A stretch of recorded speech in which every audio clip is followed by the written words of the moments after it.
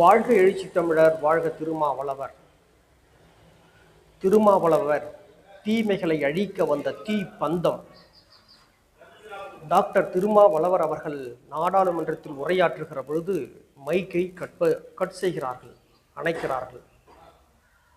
நீங்கள் மைக்கை அணைத்து விட்டால் அவர் பேசாமல் இருந்து விடுவாரா? உழைக்கும் மக்களின் உரிமைகளை அவர் பேசாமல் என்றைக்கும் இருந்ததில்லை. மக்களுக்காக போராடுவதை அவர் ஒரு நாளும் கைவிட்டதில்லை.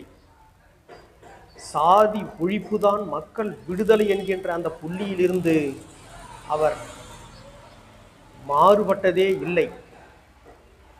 எழுச்சி தமிழரை யாராலும் அடக்கிவிட முடியாது, சோர்வடைய செய்துவிட முடியாது.